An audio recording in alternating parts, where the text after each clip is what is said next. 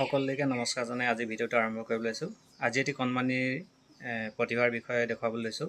যিটি কণমানিয়ে আমাৰ শ্ৰদ্ধাৰ মুখ্যমন্ত্ৰী ডক্টৰ হিমন্ত বিশ্ব শৰ্মা আৰু আমাৰ মৰমৰ বিধায়ক বিশ্বজিৎ ফুকনদেৱৰ আগত শ্বহীদ কুশলকৰ বিষয়ে কৈ ভাইৰেল হৈছিল আৰু সেই কণমানিটি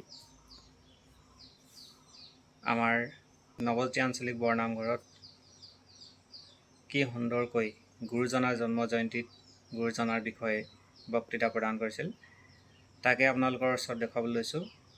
আৰু কণমানিটিৰ উজ্জ্বল ভৱিষ্যত কামনা কৰি আপোনালোকে যিমান পাৰে সিমান ভিডিঅ'টো শ্বেয়াৰ কৰি দিব আৰু পাৰিলে মোৰ চেনেলটো ছাবস্ক্ৰাইব কৰি দিব। বলকচোন লৈ যাওঁ আপোনালোকক এই কণমানিটোৱে কেনেদৰে বক্তৃতা প্ৰদান কৰিছিলে। আপোনালোকে ভিডিঅ'টো সম্পূৰ্ণকৈ চাব বুলি আশা কৰিছোঁ। বলক তেন্তে। নমস্কাৰ, মোৰ নাম শ্ৰী উৎপল বৰা। আজি মই গুৰুজনাৰ বিষয়ে চমুকৈ দুআষাৰ কম।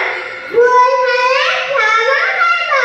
বৈষ্ণৱ ধৰ্ম প্ৰচাৰক শ্ৰীমন্ত শংকৰদেৱৰ জন্ম হয় 1449 নগাঁও আলিপুখুৰী গাঁৱত।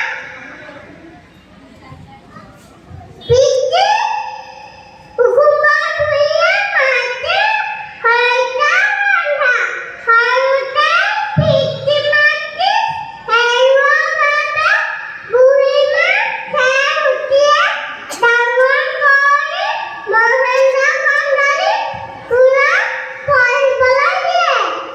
ক ফলা পিতৃয়ে আকাৰ, ইকাৰ, বিহিত, তত্ত্বসাধুৰ কবিতা ৰচনা কৰে।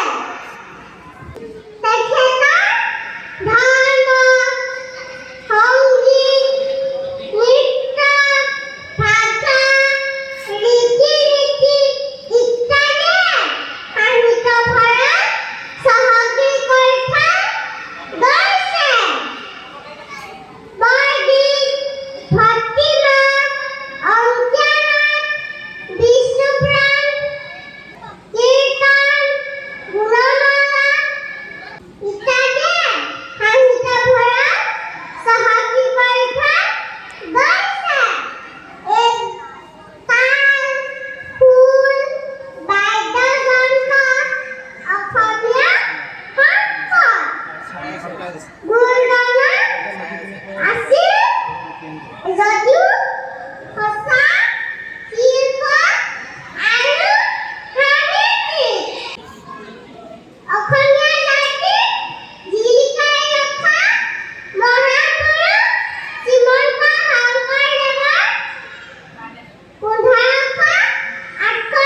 চনত কোচবিহাৰত মৃত্যু হয়। জয় গুৰু শংকৰদেৱ, জয় গুৰু মাধৱদেৱ। ইয়াকে কৈ মোৰ চমু বক্তৃতা সামৰণি মাৰিলোঁ। নমস্কাৰ। কণমানিটিৰ বক্তৃতা শুনি কেনে পালে? নিশ্চয় ভাল লাগিলে। ভিডিঅ'টো যিমান পাৰে সিমান শ্বেয়াৰ কৰি দিব আৰু মোৰ চেনেলটো ছাবস্ক্ৰাইব কৰি দিব। আকৌ এটা নতুন ভিডিঅ' লৈ আহিম আপোনালোকৰ ওচৰলৈ। আজিলৈ আহিছোঁ।